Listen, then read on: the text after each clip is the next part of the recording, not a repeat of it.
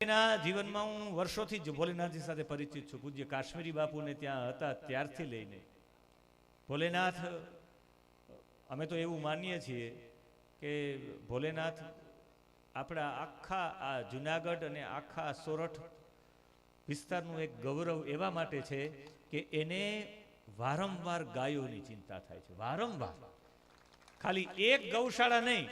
મને એ કહેતા હોય કે મહાદેવભાઈ, કથામાં તમને વિનંતી છે, તમે બોલો કે ગૌશાળા નહીં, ગૌ મંદિર છે, એની અંદર અમારી માં બિરાજે છે. જેમ મંદિરમાં મૂર્તિ હોય એમ ગૌશાળા છે એ ગૌ મંદિર છે ને એમાં ગાય છે, સાક્ષાત ભગવતી છે, સાક્ષાત જગદંબા છે.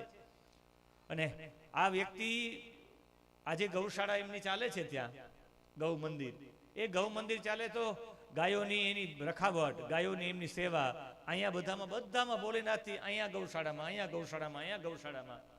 મને એવું લાગે કે કોઈને કોઈ કામ માટે જન્મ લીધો હોય, હું એવું માનું છું કે ભોલેનાથનો આ જન્મ ગૌ સેવા માટે છે.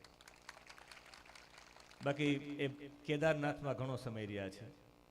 એમના ગુરુજી બ્રહ્મચારી બાપુ, આપણે તમને કહીશ તો આપને નવાઈ લાગશે, પણ ભોલેનાથના એ બ્રહ્મચારી ગુરુજી કેદારનાથમાં એટલા બધા સિદ્ધ પુરુષ હતા કે એમણે ભોલેનાથને આશીર્વાદ આપ્યા.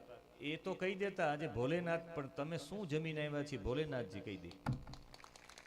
ક્યારેક અનુભવ કરવો હોય તો કરજો. અમને તો મુકેશભાઈને અમને 500 અનુભવ છે આવા. એટલે એવા અનુભવના કારણે કહીએ છીએ કે તમે જેનું શાક જમીન આવ્યો એ ભોલેનાથ કહી દે. પણ એને એવું જાહેરમાં આવીને એવું કરીને એવું કરવું નથી. એને ભેખ જ લીધો છે ગાય માટે, બાકી એવા સમર્થ છે.